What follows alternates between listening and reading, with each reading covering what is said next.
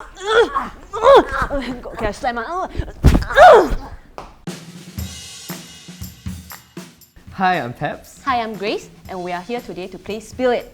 where we'll be spilling the tea on what it's like to be a stunt performer in Singapore. I'm a 26-year-old actor and I also run my own fight design studio. And I'm in the industry for about 7 years now. So back in poly, I was part-timing as a parkour instructor. So there's a commercial that required stunt performers that can do parkour. So that was my first job. And then eventually here I am. Hi, my name is Grace, and I'm an actress who specializes in stunts. I'm in this industry for 5 years now. I was studying in LaSalle for 3 years, and I was majoring in theatre. So in LaSalle, we were introduced to this stunts-related course. For me personally, I started wushu when I was 5 years old. So I'm a very physical person to begin with, and then this really kind of caught my attention. So I thought that one day I want to be an action star like Michelle Yeoh.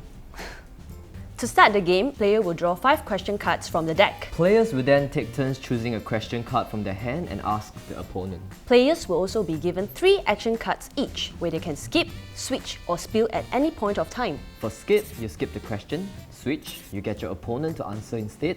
And spill, you get to ask a follow-up question. Tell us your best and worst experience with an actor on set. Oh, walao, going heavy-handed right at the start. Okay, I have to do a fight scene with this actress, and then she doesn't know how to control strength. So this nice lady kicked me very, very hard, for 7 takes straight, right? And then after she was scolding me, why your hand so hard? My leg very pain. And you're like, blank, what am I supposed to say here? I'm sorry, but what? The most pleasant actor ever, right? Most actors in Singapore are really quite nice, really lah. But this guy is he has warmth spilling out of his heart, that kind of feeling. And good things I can say the name lah. Desmond Tan. Desmond Tan is a real pleasure to work with. Yeah. From just how sometimes on set it's very tiring, very difficult, right? But he's the kind of guy that would actively go out of his way to try and cheer everyone up. Tell us your proudest feat. So I shot for the recent Quest to Heal for Channel 8 drama, the period drama. And then yeah, I had to jump down for Carrie Wong. So it's like a time travel thing, right? So they had to jump down. It's quite ironic. So for me as a stunt performer, I'm also quite afraid of heights. So and then when I got to know about having to jump off some buildings, only on that day itself, it freaked me out. So I told myself, don't worry, I just do it, I won't die. But I was like, I really shivers the whole day leh. Then after that I was looking down at the place, I was like, really, can I do it? Then I kept asking people just for reassurance, ask the crew, you dare to jump or not? No. You dare to jump or not? No. I was like, shit. Then after that, I still did it anyway. So I think, really a leap of faith I just jumped off and then I was like, whoa, on top of the world and come back. I would kind of say no to anything too high up as well, anything related to heights, but yeah, I think I'm glad I did it. True or false? Actors should do most of their stunts for a more holistic performance. False. False. Yeah. We use stunt doubles for actors not because we believe they cannot do it. Sometimes that's the case, but most of the time because the production simply cannot afford, if in the case anything happens to this actor, the entire production had to stop for him, you know? So it doesn't make financial sense. The Maze Runner guy, he did a jump, he smashed his face, and then the production had to stop for 2 years to wait for him to recover. Yeah, that's why John Wick, he will do all his own fights, but if he gets wrecked by a car, if he falls down the stairs, he gets someone else to do it. What is your go-to move outside of work to show off? Bracket, demo please. Okay, give me a second. So for example, right, when we do punches and stuff, if I'm punching this person, you just don't move lah. If it just doesn't react, right, the whole thing will not sell. For example, you will not. So for example, if you were to punch me here, so you know the jerk also when it comes to punching and all, you know how to punch as well, because a lot of people they don't know where to focus on. So when they punch, it just look like the normal swing and stuff like that. So you have to really sell it, and then the 眼神 is 很重要.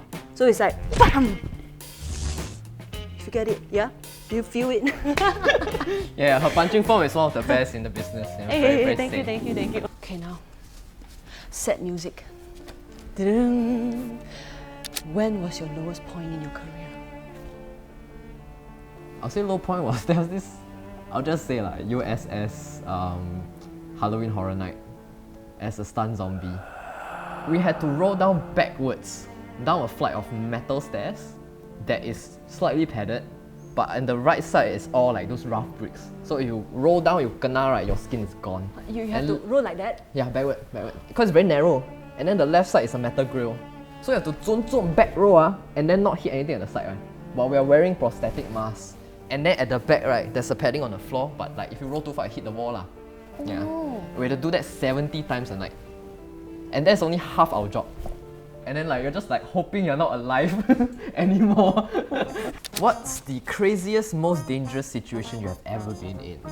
I recall there was this one incident, not to me particularly. There was this another stunt performer, this guy. So we had to do a scene as well, and then both of us had to do wire work. So for him, he had to be hung up like upside down. So he was being tied up on the ankle of the both ankles, and then hang it there for a while. After, like, he had to spin. After you spin already, right? Imagine you're just really already gone, right? Then after that, they were like, oh, let's look back at the take. Then he was hung there until they finished talking. Then I was like, can you put him down? It's okay, wait for a bit, we have to go for another round. Then I was like, no, but his face is turning purple. then after that they were like, oh, let him down. Then he had to run out and then he puked. This director that actually asked me, like, for the scene I was doubling an actress and I had to do a flip in her place, right? And I had to wear like combat boots, which is quite heavy. And the thing about flips is that you have to calculate your center of gravity. So my center of gravity is right around here, so I rotate around here when I flip lah. But when there's weight at the bottom, right, your center of gravity drops. So I have to recalculate the way that you flip. So I kind of had to do that on the fly. And then like 好不容易 I actually did it, right? Then the director asked, you know, just now at the flip at the top there, right, can you stay there for another 3 seconds before you come down? How to react this kind of situation? I'm like, if I can float in the air, right, I'm not a stuntman anymore. I go and wear spandex and save people already, you know, like. What was the worst injury you have gotten from work?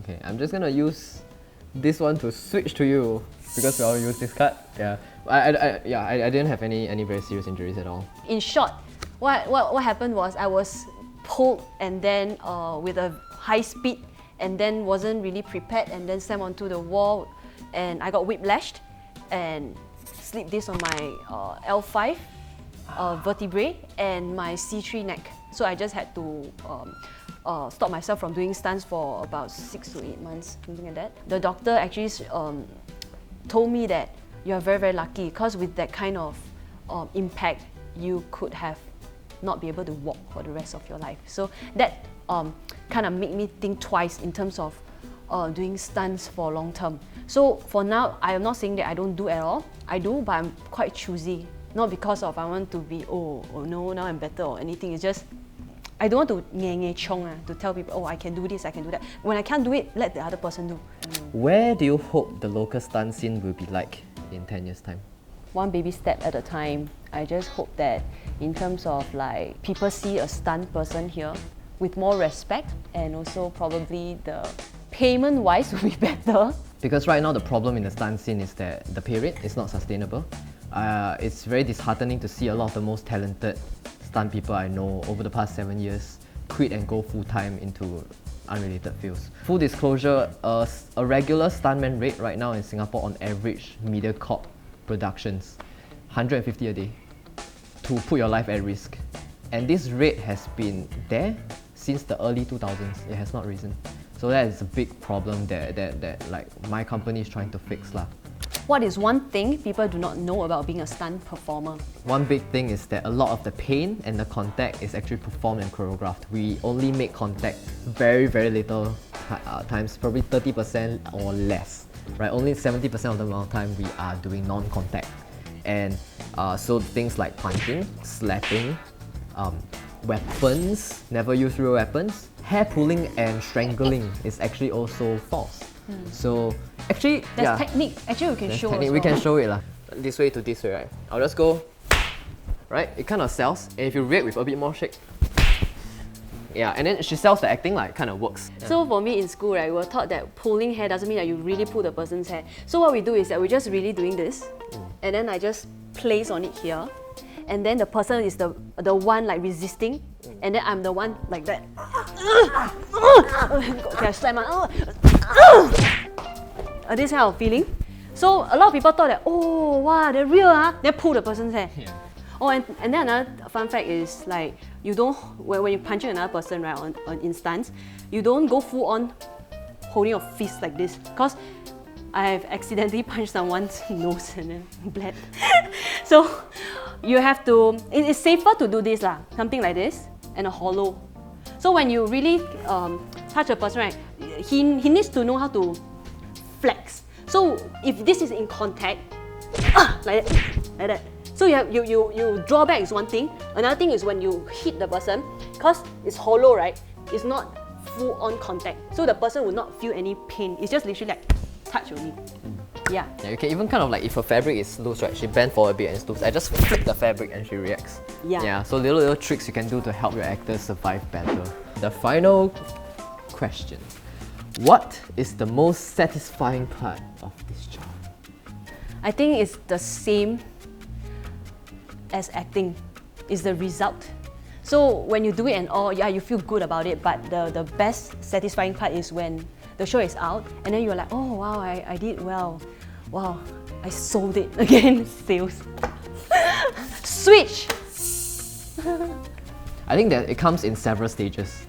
As with all creatives, which is that you first conceptualize, right? And then it's very satisfying to be able to talk to a director and then ask him, okay, what are you hoping this will come out with? And then you create this conceptual thing, right? And we will create a test footage, right? And when we show him and he's like, yeah, that's the thing. That's the first stage of satisfaction, right? Then you go on to set and then you work on it and then you train the actors and then you see the actors grow and then you go and you watch the work together, and then that's the final stage of satisfaction, to see like months of work pay off. It's good to let the industry people know, as well as the stunt performers, the newbies, to learn about all this, how it works in the industry. So I hope that this will bring you something lah. Yeah, it's always fun to chat with you. Oh, yeah. So personal. Thank you. Yeah, and also because we're actually from different stunt teams, right? Yeah. But we're all on very good terms, so which is good to see lah. I think there's no need to fight over a small part of Singapore. It's kind of like we work together to bring us to better places. Thank you for watching us on this episode of Spill It! And if you'd like to see more, don't forget to subscribe. Bye!